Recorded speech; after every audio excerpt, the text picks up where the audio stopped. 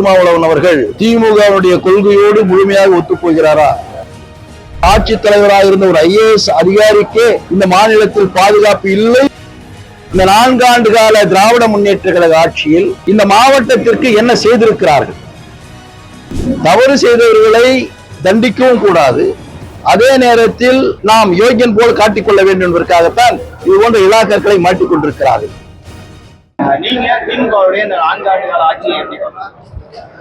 ஊடகங்கள் நண்பர்கள் உங்கள் அனைவருக்கும் தெரியும், நீங்கள் அனைவரும் இந்த மாவட்டத்தை சேர்ந்தவர்கள். இந்த 4 ஆண்டு கால திராவிட முன்னேற்ற கழக ஆட்சியில் இந்த மாவட்டத்திற்கு என்ன செய்திருக்கிறார்கள்? எதையாவது ஒன்று குறிப்பிட்டு சொல்ல முடியுமா? நிச்சயமாக சொல்ல முடியாது. ஆனால் இதேபோல் எங்களுடைய கழகத்தினுடைய பொதுச்செயலாளர் எடப்பாடியார் அவர்கள் அவரும் 4 ஆண்டு காலம் ஆட்சி நடத்தினார். அந்த 4 ஆண்டு கால ஆட்சியில் விவசாயிகளுக்கு தேவையான விவசாயத்திற்கு தேவையான தண்ணீரை கொடுப்பதற்காக 723 கோடி ரூபாய் மதிப்பீட்டில் நம்முடைய தென்பெண்ணை ஆற்றிலிருந்து மிகப்பெரிய கால்வாய் வெட்டி நீரை கொடுப்பதற்காக டெண்டர் விடப்பட்டு வேலை ஆரம்பிக்கப்பட்டது. அதே போல அலியாரம் டேமிலிருந்து 56 கோடி ரூபாய் தூள்செட்டி ஏரிக்காக தண்ணீர் கொடுக்கப்பட்டது. இது ரெண்டும் விவசாயிகளுக்காக கொண்டு வரப்பட்ட திட்டம். கிட்டத்தட்ட 300 கோடி ரூபாய். அந்த பணி துவங்கப்பட்டு நடைபெற்றுக் கொண்டிருந்தது. இவர்கள் ஆட்சிக்கு வந்தார்கள். இவர்கள் ஆட்சிக்கு வந்த பின்பு அந்த பணி நின்றிருக்கிறது. விவசாயிகளுடைய ஜீவாதார நீரை கொடுப்பதற்காக எங்களுடைய பொதுச் செயலாளர் அவர்கள் 300 கோடி ரூபாய் முதலீட்டில் ஒரு திட்டத்தை தீட்டி எண்ணெய்களில் இருந்தும் அலியாவல் டேமில் இருந்து கொண்டு வந்த அந்த திட்டத்தை இப்பொழுது செயல்படுத்த முடியாமல் நிலுவையில் இருக்கிறது. இதுதான் இந்த 4 ஆண்டு கால ஆட்சியில் இவர்கள் செய்த சாதனை. அண்மையா கனிமவளத்துறையில நிறைய முறைகேடுகள் கனிமவளத்துறை ஆளுநர் போராட்டங்கள்லாம் பண்ணாங்க. விளைவு இலாக்கா மாற்றத்தில் எல்லாமே ஒரு கூட்டம் பொறுப்பேற்க வேண்டும். அனைத்திற்கும் முதலமைச்சர் தான் பொறுப்பேற்க வேண்டும். யாரிடத்தில் எந்த துறை கொடுத்தாலும் இறுதியாக அந்த துறையில் குறைகளோ குற்றங்களோ நடந்தால் உடனடியாக கூப்பிட்டு கண்டிப்பதற்கும் நடவடிக்கை எடுப்பதற்கும் முதலமைச்சருக்கு எல்லா விதமான அதிகாரம் இருக்கிறது. காலம் கடந்து தவறு செய்தவர்களை தண்டிக்கவும் கூடாது, அதே நேரத்தில் நாம் யோகியன் போல் காட்டிக்கொள்ள வேண்டும் என்பதற்காகத்தான் இது போன்ற இலாக்கர்களை மாட்டிக் கொண்டிருக்கிறார்கள். யாரிடத்தில் எந்த இலாக்கா சென்றாலும் செய்கின்ற தவறுகள் செய்து கொண்டேதான் இருப்பார்கள். அவர்களுடைய அரசியலுடைய பின்புலமே தவறு செய்வதுதான் அவர்கள். ஏனென்று சொன்னால் அவருடைய தந்தை மறைந்த முன்னாள் முதலமைச்சர் அவர்கள் இவர்களுக்கு நல்ல பாடத்தை கற்றுக் கொடுத்திருக்கிறார்கள். அந்த பாடம் வழியாக மகன் செய்து கொண்டிருக்கிறார். நீதிமன்றங்கள் கடந்த காலங்களில் வழங்கப்பட்ட தீர்ப்புகளை திருப்பி அந்த வழக்குகளை விசாரிக்க இது எப்படி சார்? அது நீதிமன்றத்தினுடைய செயல்பாடுகள். அதிலே உள்ளே நுழைவதில் எங்களுக்கு எந்தவித உரிமையும் இல்லை என்று கருதுகிறேன்.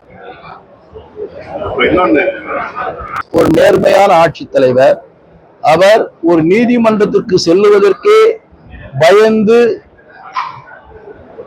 பாதுகாப்பு வேண்டும் என்று கேட்கிறார் என்று சொன்னால் இந்த ஆட்சியினுடைய அவலம் எந்த அளவில் இருக்கிறது என்பது இது ஒன்றே எடுத்துக்காட்டு. இந்த 4 ஆண்டு கால ஆட்சியில் ஒரு மாவட்ட ஆட்சித்தலைவராக இருந்த ஒரு IAS அதிகாரிக்கே இந்த மாநிலத்தில் பாதுகாப்பு இல்லை என்று அவரே கூறுகின்ற நிலை இந்த மாநிலத்தில் இருக்கிறது என்று சொன்னால் இந்த தமிழகத்தில் சட்டம் ஒழுங்கு எந்த அளவிற்கு பாதிக்கப்பட்டிருக்கிறது என்பதை நீங்கள் உணர்ந்து கொள்ள வேண்டும்.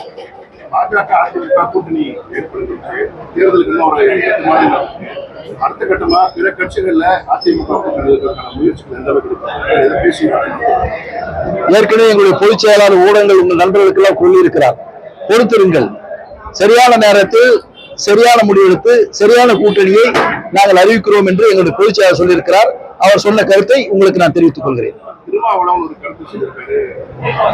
டெல்லி செல்லும் போது டெல்லியில் உயர் அதிகாரி என்னை கூட்டணியிலிருந்து வெளியில வாங்க அப்படின்னு சொல்லி அணுகினாரு. ஆனா கொள்கை கோசம் நான் கூட்டணி விட்டு வெளியே வரமாட்டேன்னு சொல்லியிருக்கேன். எங்களுக்கு பல்வேறு இடங்களில் வாய்ப்பு நிறைய இருக்கு. ஆனா கொள்கை தான் முக்கியம். அப்படி என்றால் திருமாவளவன் அவர்கள் திமுகவுடைய கொள்கையோடு முழுமையாக ஒத்துப்போகிறாரா என்ற வினாவை நான் வைக்கிறேன். அடுத்த முறை அவர் வந்தால் கேளுங்கள், திமுக கொள்கையோடு இவர் ஒத்துப்போகிறார் என்று சொல்லுகிறாரா அல்லது கூட்டணிக்காகத்தான் நாங்கள் சேர்ந்திருக்கிறோம் என்று சொல்லுகிறாரா என்பதை விளக்கம் அளிக்க வேண்டும் என்று நான் கேட்டுக்கொள்கிறேன். நெல்லை பாளையங்கோட்டை தொகுதியை வந்து அதிமுக கொடுக்கணும், பாஜக கொடுக்கக்கூடாது. அதிமுக அதிருப்தி தெரிவிச்சிருக்காங்க. இது ஒவ்வொரு தொகுதியிலேயும் தன்னுடைய கட்சி வெற்றி பெற வேண்டும் என்று இயற்கையாக இருக்கின்ற ஒரு ஆசை.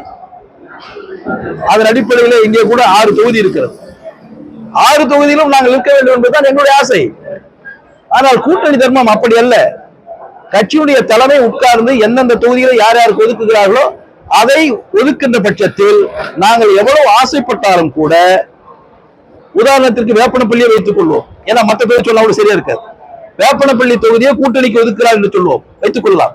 நாங்கள் பெருந்தன்மையாக அந்த கூட்டணிக்கு ஒதுக்கிவிட்டு அவர்களோடு இணைந்து செயலாற்ற வேண்டும்.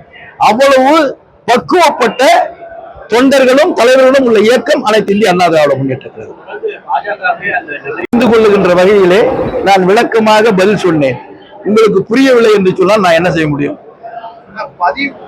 கனிம வள கொள்ளைக்கு எதிராக செயல்பட்ட 13 நபர்கள் வந்து சாலை ஒதுக்கீடு மூலமா கொலை செய்யப்பட்டது மார்க்சிஸ்ட் கம்யூனிஸ்ட் செயலாளர் வந்து ஒரு கருத்து தெரிவிச்சிருக்காரு. அந்த மார்க்சிஸ்ட் கம்யூனிஸ்டுடைய செயலாளர் யார் என்பது எனக்கு தெரியவில்லை. சொன்ன கருத்து எவ்வளவு தூரம் உண்மை என்று எனக்கு தெரியவில்லை. அப்படி இருக்கின்ற போது அதற்கு நான் பதில் சொல்லுவது என்பது சிரமமான காரியம். இதுபோன்ற செய்திகளை மேலும் தெரிந்து கொள்ள எங்களது யூடியூப், Facebook மற்றும் Twitter ஆப்களை சப்ஸ்கிரைப் செய்யவும்.